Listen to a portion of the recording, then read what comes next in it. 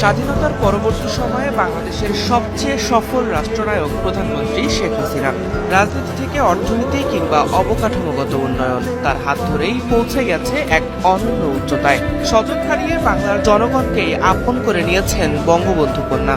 জাতির পিতার স্বপ্নের সোনার বাংলা বিনির্মাণে ছুটে চলেছেন অবিরাম। শুধু 4 বার সরকার প্রধানই নন, শেখ হাসিনার জীবন সাফল্যের পাতায় পরিপূর্ণ। বিশ্ব রাজনীতিতেও অন্যতম আলোচিত চরিত্র প্রধানমন্ত্রী শেখ হাসিনা।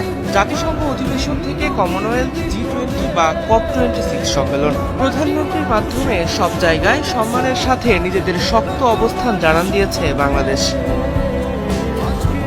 গঙ্গার পানি বণ্টন চুক্তি, সমুদ্র সীমা জয়, পার্বত্য চুক্তি, ভারতের সঙ্গে সীমানা চুক্তি বাস্তবায়ন এবং বাংলা ভাষা আন্তর্জাতিক মাতৃভাষা হিসেবে স্বীকৃতি পেয়েছে শেখ হাসিনার হাত দিয়েই। বঙ্গবন্ধু শেখ মুজিবুর রহমানকে সপরিবারে হত্যা এবং যুদ্ধাপরাধীদের বিচার নিশ্চিত করে দেশ ও আন্তর্জাতিক মহলে সুনাম কুড়িয়েছেন তিনি।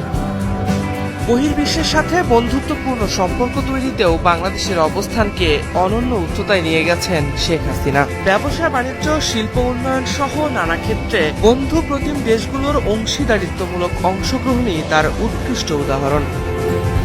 এমনকি বিশ্ব রাজনীতির মোড়লদের সাথেও কাঁধে কাঁধ মিলিয়ে এগিয়ে চলেছেন শেখ হাসিনা।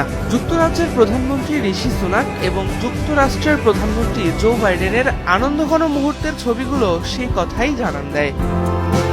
দেশকে প্রতিহত করতে চাওয়া বিদেশি শক্তিকে কড়া জবাব দিতেও দেখা গেছে শেখ হাসিনাকে।